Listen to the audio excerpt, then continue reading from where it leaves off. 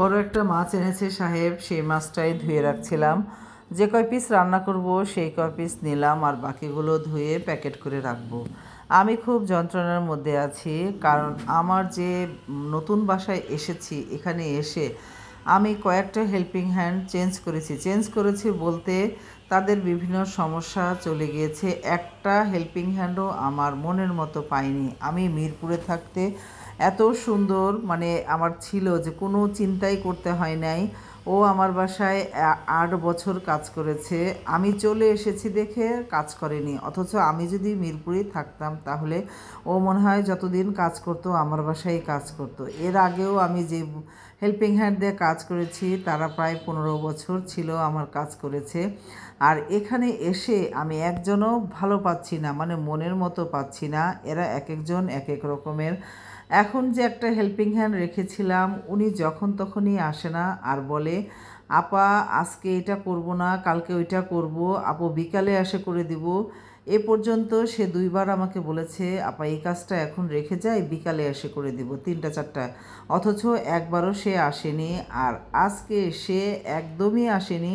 আমি বললাম যে তোমার কি হয়েছে, তুমি কি 2 দিন আগেই সে আসেনি, আবার আজকেও কেন জানে আসেনি। আর ফোন দিচ্ছি, ফোন দিয়েও তাকে পাওয়া যায়নি।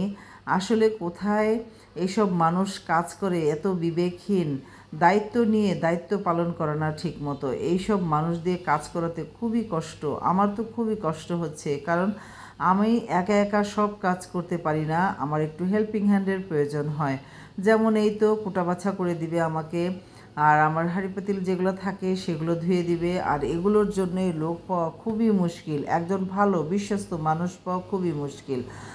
আর যে ওনাকে রেখেছি, উনি তো 6টা বাসায় কাজ করেন। আমি বলেছি আপনি যদি একটা ভালো লোক পান তাহলে আমাকে দিয়েন, কারণ আপনার অনেক বেশি কাজ হয়ে যায়, এটা আপনার স্বাস্থ্যের জন্যও খুবই খারাপ এত বেশি কাজ করা।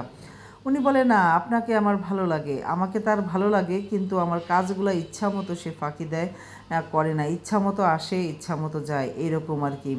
কোনো দিন সকালে আসে 9টায়, কোনো দিন 10টায়, কোনো দিন 11টায়, কোনো দিন আবার 12টায়, এরকম তার ইচ্ছা যখন হয় সেভাবেই।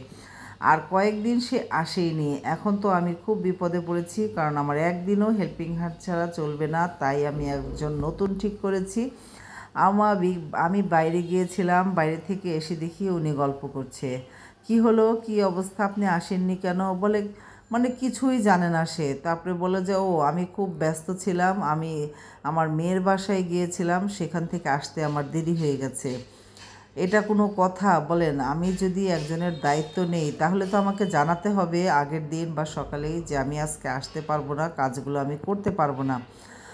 আর এদিক দিয়ে আমি সব কাজ নিয়ে বসে থাকি, ভাবি তো সে আসবে, কারণ 12টা পর্যন্ত তার টাইম, সে তো আসবে। অবশেষে সে আসেনি, অথচ তখন আমাকে খুব নাজেহাল হতে হয়। এত তাড়াতাড়ি সব কাজ করতে হয় একলা একলা হাতে, আমি তো হিমশিম খেয়ে যাই।